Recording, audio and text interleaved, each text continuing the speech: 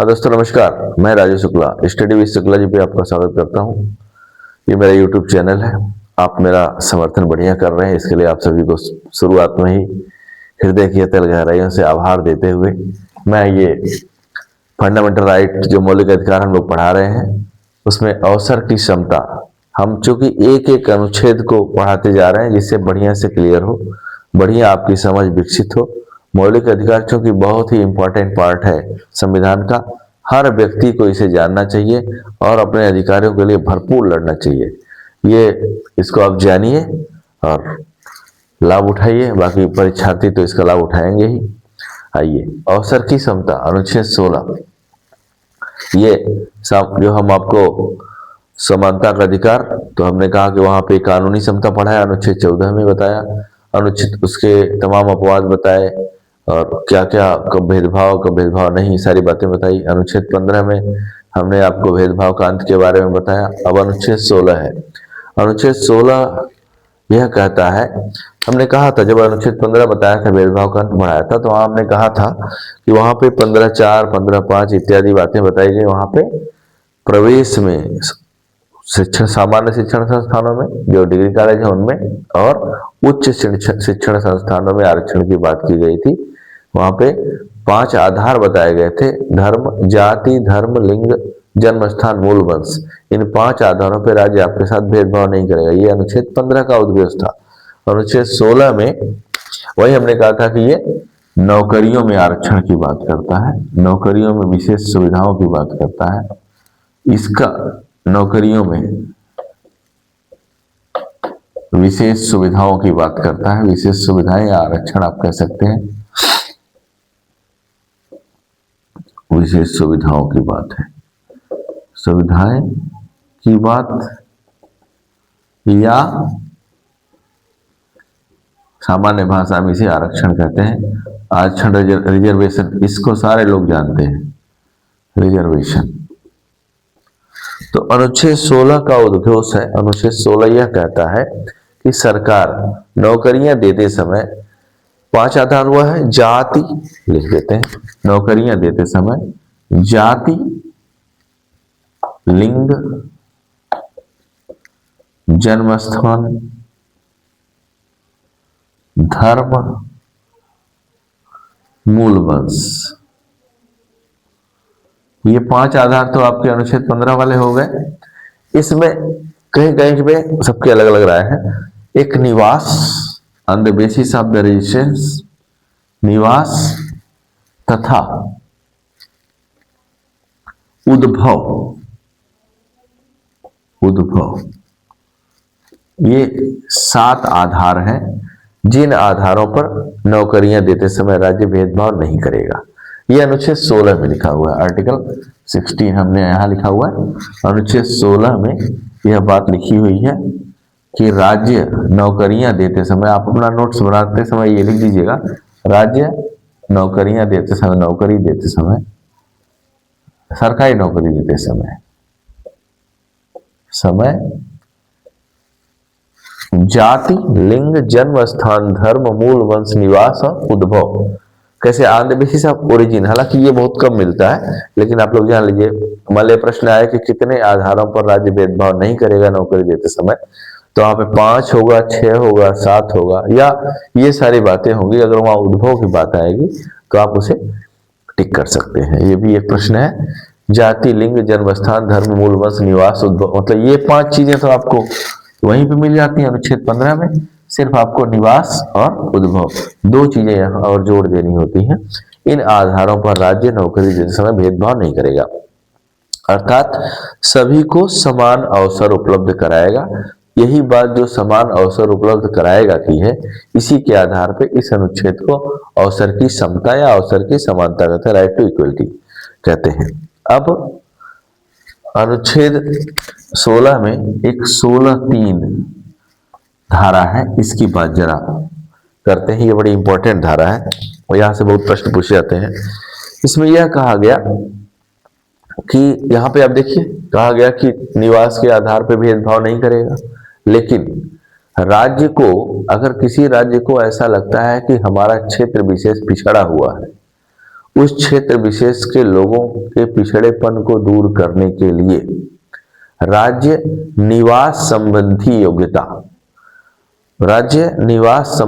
योग्यता की बात कर सकता है, अर्थात निवास के आधार पर उन विशेष क्षेत्र के लोगों के लिए कुछ ऐसी व्यवस्था कर सकता है, उनके लिए सरकारी नौकरियों में आरक्षण की व्यवस्था कर सकता है। मतलब राज्य में ही ऐसे लोग रहते हैं, तो राज्य को तो पता ही होता है कि भाई किस क्षेत्र विशेष के लोग पिछड़े हुए हैं, तो उस क्षेत्र विशेष के लिए राज्य कुछ इनके अलावा अपवाद है, वो एक तरह से एक्सेप्शन है, भेद निवास की व्यवस्था जोड़ सकता है कि यहाँ पे ये लोग निवास करते हैं, चूंकि ये लोग पिछड़े हुए हैं, इनके लिए हम सरकारी नौकरियों में आरक्षण की बात करेंगे। ध्यान से मेरी बात को सुनिएगा। लेकिन नियम जो है, उसके लिए नियम जो है संसद बनाएगी, राज्य राय देगा, संसद इस तरह का नियम बनाएगी। इस क्षेत्र विशेष के लिए तभी राज्य को अधिकार मिलेगा जब संसद इस प्रकार का नियम बना देगी कि आपका एक क्षेत्र विशेष पिछड़ा हुआ है, आप चाहें तो इन लोगों को निवास संबंधी योग्यता विहित कर सकते हैं, निवास संबंधी योग्यता पे उनके साथ भेदभाव कर सकते हैं। उस समय वो भेदभाव युक्तिपूर्ण माना जाएगा।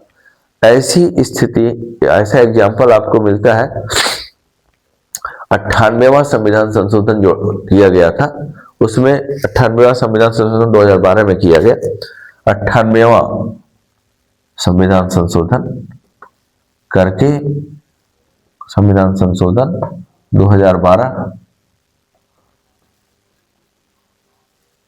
जिसमें संविधान में 371 जे जोड़ा गया, हिंदी में झ लिखा जाता है, 371 झ या जे जोड़ा गया, जिसमें ये व्यवस्था की गई कर्नाटक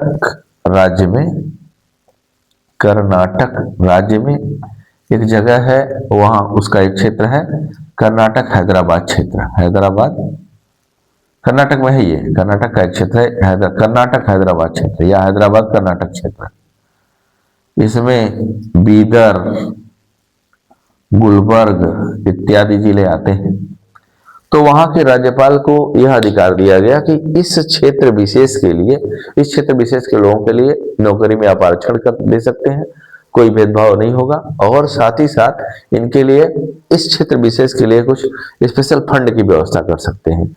और ये सारे नियम संसद बनाएगा। अनुच्छेद 16(3) में यह कहा गया है कि 98वें संविधान संशोधन के द्वारा 371 जे जोड़ा गया, और उसमें यह कहा गया कि उसमें कर्नाटक, ये एग्जाम्पल पूछा जाता है, कर्नाटक के राज्यपाल को यह व्यवस्था दी गई कि वो हैदराबाद कर्नाटक जो उनका क्षेत्र है, जहाँ पे बीदर गुलबर्ग के लोग हैं, उनके लोगों के लिए राज्यपाल कुछ नई व्यवस्था कर सकता है, कुछ सुविधाएं विशेष दे सकता है, या वहां के निवासियों के लिए आरक्षण की व्यवस्था कर सकता है। उस वक्त आप यह नहीं कर सकते, ये हम लोग सामान्य लोगों के साथ भेदभाव है, अवसर की समता का यह अपवाद है। इस अपवाद को ध्यानपूर्वक सुनिएगा जरा। और अब जो है, जो मेन बात हम आपको बताने वाले हैं, जिसकी चर्चा हमने पिछले क्लास में भी करी थी, अनुच्छेद 16(4). अनुच्छेद 16(4) यह कहता है, 16(4) ही समझिए कि पूरे सरकारी नौकरियों में आरक्षण का आधार है। भारत में सरकारी नौकरियों में आरक्षण का आधार 16(4) है। इसमें यह कहा गया कि राज्य सामाजिक और शैक्षिक रूप से पिछड़े वर्गों के लिए नौकरियों में आरक्षण की व्यवस्था कर सकता है। साथ ही साथ दो आधार यहाँ पर बताए गए, एक सामाजिक व शैक्षिक पिछड़ापन, और दूसरा सरकारी नौकरियों में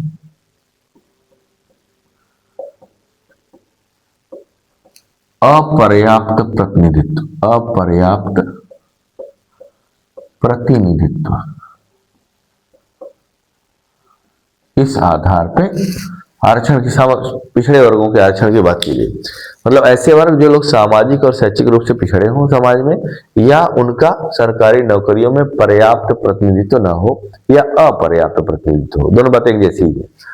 इस आधार पे राज्य अनुच्छेद 16(4) के तहत राज्य नौकरियों में आरक्षण देगा। अच्छा, पिछड़ेपन जानेगा कैसे? अब प्रश्न आएगा ना कि भाई पिछड़ेपन को आप कैसे जानेंगे कि लोग पिछड़े हुए हैं? तो इसके लिए संविधान में एक अनुच्छेद है 340।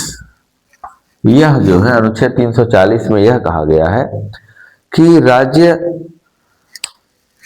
राष्ट्रपति मतलब राष्ट्रपति को यह अधिकार है कि राष्ट्रपति देश में पिछड़ेपन की स्थिति जानने के लिए, कौन से लोग पिछड़े हैं, पिछड़े वर्ग की स्थिति जानने के लिए पिछड़ा वर्ग आयोग का गठन कर सकता है। पिछड़ा वर्ग आयोग का गठन कर सकता है। देखिए यहां से बहुत सारे प्रश्न आते हैं। आयोग का गठन करेगा कौन? करेगा? राष्ट्रपति करेगा। भारत में राष्ट्रपति का मतलब क्या है? राष्ट्रपति का मतलब सत्ता पक्ष, जिसके पास अपूर्ण बहुमत हो। राष्ट्रपति पिछड़ा वर्ग आयोग का गठन करेगा अनुच्छेद 340 के तहत, यह कहा गया है। और वह जो है वह बताएगा कि देश में सामाजिक और शैक्षिक पिछड़ेपन की हालत क्या है, कौन से लोग सामाजिक और शैक्षणिक रूप से पिछड़े हुए लोग हैं, उनके लिए राज्य विशेष सुविधाएं या आरक्षण की बात करेगा। तो अनुच्छेद 16(4) में अब देखिए यहाँ ये हो गया। 16(4) में ये बातें देखिए, दो बातें आधार, एक सामाजिक और शैक्षिक पिछड़ापन है और दूसरा सरकारी नौकरियों में अपर्याप्त प्रतिनिधित्व। इन दो आधार है। इस आधार पे अब पिछड़ापन की बात आएगी। 340 में राष्ट्रपति को यह अधिकार है कि वह पिछड़ा वर्ग आयोग का गठन करेगा। और तो पिछड़ा वर्ग आयोग का जब गठन गठन किया गया और 1900 देखिए इस आधार पे 1952-53 में अलग अलग डेटा मिलते हैं। 1952 कहीं कहीं पे 53 मिलता है। 1953 में अब यहां से भी प्रश्न उठते हैं। एक जो है काका कालेलकर, इसको नोट कर लीजिएगा जरा बढ़िया से। काका कालेलकर आयोग का गठन किया गया पिछड़े वर्ग की स्थिति को बताने के लिए।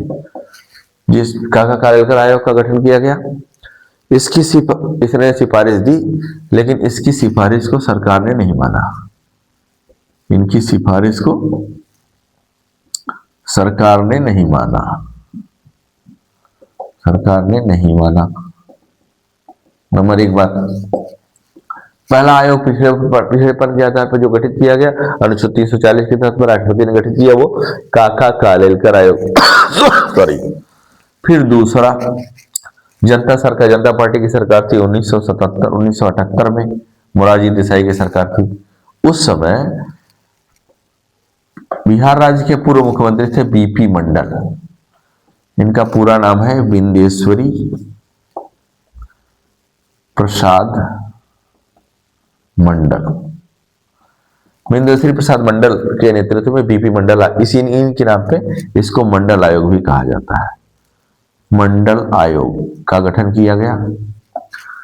तो इनकी ये 1979 से इन्होंने काम शुरू किया। 1980 में इन्होंने रिपोर्ट करी, लेकिन तब तक फिर से इंदिरा गांधी की सरकार आ गई, उन्होंने इनकी सिफारिशों को नहीं माना। लेकिन फिर से वीपी सिंह की सरकार आई 1992 में। प्रधानमंत्री बीपी सिंह ने, दोनों लोग मिलते जुलते थे, बीपी सिंह ने 1992 में राज्यों की नौकरियों में पिछड़ों को 27% आरक्षण की बात करी। 27% आरक्षण की बात करी पिछड़ों को। कैसे पिछड़ेपन? जो सामाजिक और शैक्षिक रूप से पिछड़ेपन, जो लोग पिछड़े हुए हैं। तो देख लीजिए प्रश्न क्या क्या बनते हैं। और पहला आयोग जो गठित किया गया वो काका कालेलकर आयोग का गठन हुआ। इसकी सिफारिश मानी नहीं मानी अलग बात है। दूसरा आयोग जो गठित किया गया, कभी कभी इनका नाम पूछ देता है, विंदेश्वरी प्रसाद मंडल। ये बिहार राज्य के पूर्व मुख्यमंत्री भी थे, बीपी मंडल इनको कहते हैं। इनके नाम पे ही इस आयोग का नाम मंडल आयोग कहा जाता है। मंडल आयोग की सिफारिश 80 में आई, उस समय इंदिरा गांधी की सरकार आ गई। नहीं, बाद में बीपी सिंह जब प्रधानमंत्री बने सन 1990 में ये इनकी सिफारिश को बीपी सिंह ने मान लिया और 1992 से लगभग ये आरक्षण जो है लागू कर दिया गया, जो 27% आरक्षण है। लेकिन यहां पर कहा गया कि आरक्षण का आधार सामाजिक और शैक्षिक पिछड़ापन ही होगा। क्योंकि भारत में सामाजिक और शैक्षिक पिछड़ेपन की प्रतीक जातियां हैं, इसलिए आरक्षण जातिगत लगता है। हालांकि आरक्षण जातिगत नहीं, वर्गगत है। अब ये हालांकि चर्चा का विषय है, उस पर हम बहुत नहीं जाएंगे। आरक्षण वहां यह कहा गया, और इसको जो है सुप्रीम कोर्ट में 1993 में एक मुकदमा जान लीजिए, जैसे वहां पे 15-4 15-5 वाला मामला था, जिसको अशोक ठाकुर बनाम भारत संघ में मैंने आपको बताया था। 1993 में इंदिरा साहनी, ये मुकदमा बड़ा चर्चित था, इंदिरा साहनी बनाम भारत संघ, भारत संघ, इंदिरा साहनी बनाम भारत संघ, यह एक मुकदमा है। इसमें सुप्रीम कोर्ट में इसे चैलेंज किया गया, तो सुप्रीम कोर्ट ने इसे माना, भाई ये इस तरह का आरक्षण दिया नहीं जा सकता। लेकिन सुप्रीम कोर्ट ने कहा कि नहीं, ये आरक्षण उचित है, ये आरक्षण, लेकिन उसमें बहुत सारी बातें लगा दी सुप्रीम कोर्ट ने। इसने कहा कि भाई आरक्षण 50% से अधिक नहीं हो सकता, क्योंकि और साथ में यह कहा गया कि पिछड़ेपन में जो क्रीमी लेयर है, क्रीमी लेयर की बात देखिए यहाँ पे की गई। क्रीमी लेयर, या हिंदी में इसे मलाईदार परत कहते हैं, मलाईदार परत। अब वर्तमान में आप लोग जरा इसे खोल लीजिएगा कि भाई वर्तमान में क्या आधार है। हालांकि 8 लाख है, शायद 8 लाख से बढ़ा दिया गया है, इसको हम अगले क्लास में आपको क्लियर करके बता देंगे। वर्तमान में 8 लाख वार्षिक आय पर ये क्रीमी लेयर, मतलब ऐसे लोग जो नौकरी पा गए, गजेटेड अधिकारी हो गए, धनाढ्य खेतिहर धनाढ्य हो गए, बहुत सारे धन हो उनके पास, और खेतिहर, इनको जो है, ऐसे लोगों को आरक्षण से बाहर कर दिया जाएगा, ऐसे लोगों को आरक्षण नहीं दिया जाएगा। हालांकि SC ST में ये व्यवस्था नहीं है, उस पर भी आंदोलन चल रहा है। लोग जो है सुप्रीम कोर्ट में गए हुए, शायद अभी सुप्रीम कोर्ट ने शायद कहा कि नहीं, वहां भी अब क्रीमी लेयर होनी चाहिए। हालांकि वो विवाद का विषय, उस पर मैं नहीं बोलूंगा अभी। साथ ही यह कहा गया कि प्रमोशन में आरक्षण नहीं दिया जाएगा, प्रोन्नति में आरक्षण नहीं दिया जाएगा। लेकिन सरकार ने 77वां संशोधन करके 77वां संशोधन किया, और 16(4) का जोड़ दिया, जिसमें प्रमोशन में भी आरक्षण की व्यवस्था कर दी गई कि भाई उनको ऐसा लगता है कि उनका पर्याप्त प्रतिनिधित्व नहीं है, इसलिए वो प्रमोशन की व्यवस्था की, उसमें वरिष्ठता क्रम भी जोड़ दिया गया। और लेकिन वहां पे सुप्रीम कोर्ट ने यह कहा, अनुच्छेद 16(4) को अनुच्छेद 365, इसको जो थोड़ा लिख लीजिएगा, अनुच्छेद 16(4) को अनुच्छेद 335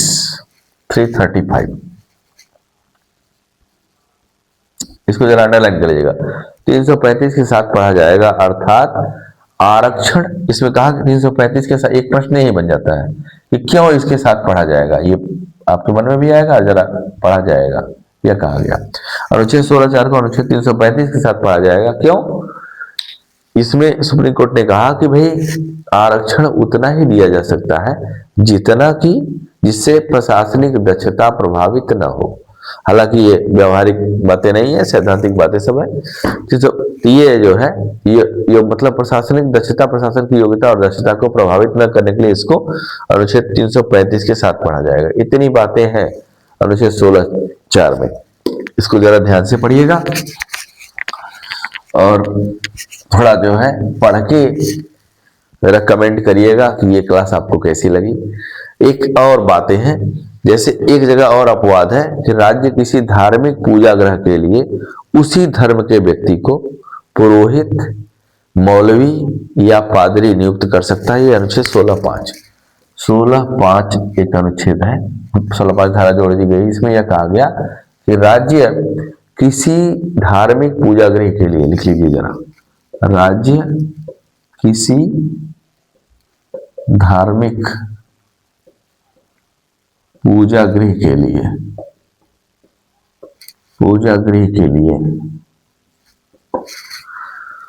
किस उसी मतलब राज्य धार्मिक पूजा गृह के लिए उसी धर्म के, मतलब जिस धर्म का पूजा गृह है उसी धर्म के व्यक्ति